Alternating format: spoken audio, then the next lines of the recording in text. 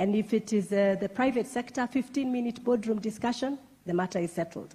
How can the judiciary help us expedite and enable national and county governments to do what they must do in order to have an efficient public service? Thank you, Chief Justice. Emeritus. Thank you. Thank you, Wangui. The judiciary leadership understands the role the judiciary plays in the socio-economic development of this country.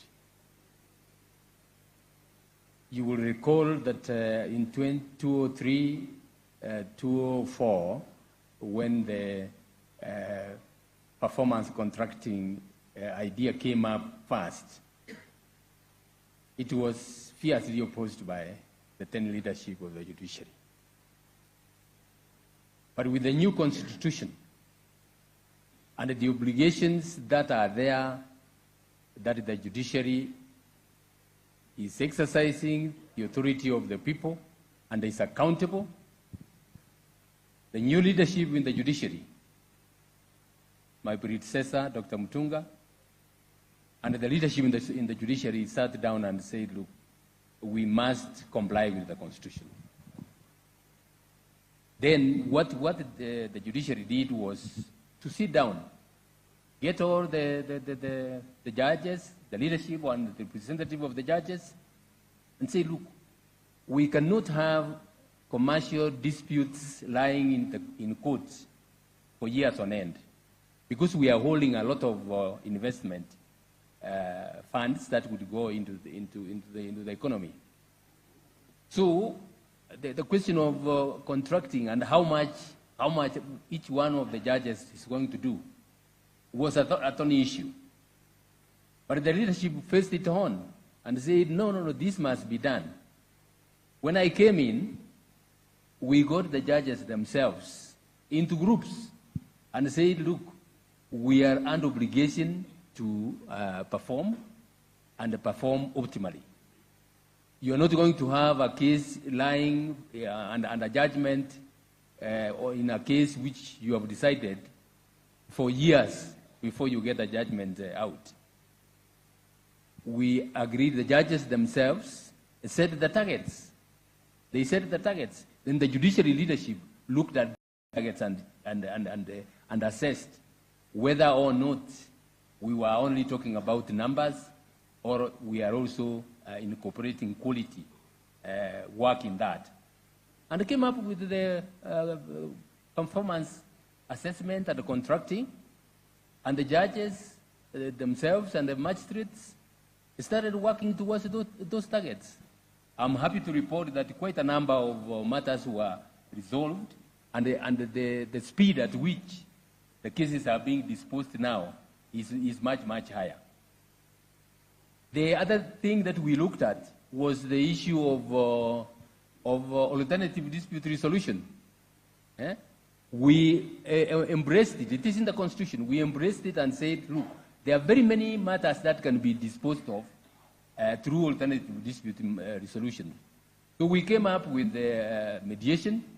Arbitration is there.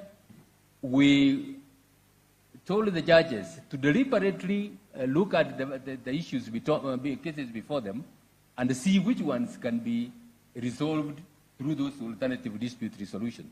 When you talk about cases, Your Excellency, cases of succession at the end of the day boils down to the distribution of the deceased estate. And if you're going to be mechanical and say you want to hear these cases and decide, you will get the siblings going out of court, in fact, and getting arms to kill each other. But when we came up with mediation and referred most of those cases to mediation, quite a number of people were happy going out. The siblings discussing those cases and going out and dealing with them. So that's how we have gone about it. And now we came the time of utilizing technology. You know, from the COVID-19, 2020, most of the operations came to a standstill. As the leadership of the judiciary, we said, look, we can't. We are offering essential services. and we must find a way of dealing with this. And we came up with the harnessing technology. We had challenges. We, I mean, a lot of opposition, sadly even from part of the government, Your Excellency, and more even from the stakeholders. But we were firm, and we started virtual courts.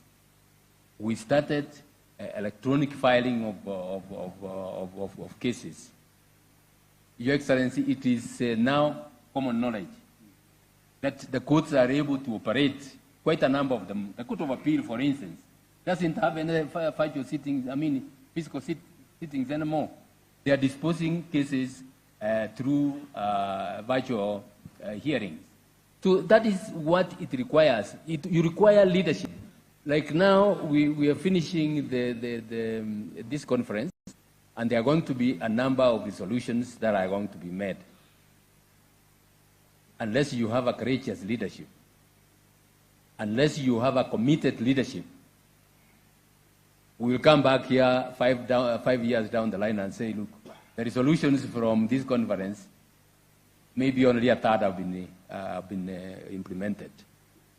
And we go on going in circles. So what I would, as I said in the morning, what we need is leadership which understands its role, which understands its mandate, which knows that it is answerable to the public. And more importantly, Your Excellency, I'm happy with your statements.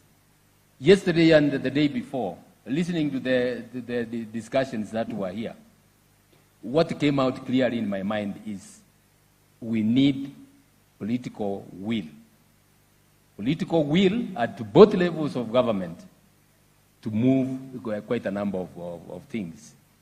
And with His Excellency at the helm and in front, and the governors following suit, I can't see why we cannot achieve or get near achieving what we require to do. Thank you. Thank you. Thank you very much, Chief Justice. Before I go to Prime Cabinet Secretary, let me ask CS Moses Kuria, your ministry is the custodian of the IPPD.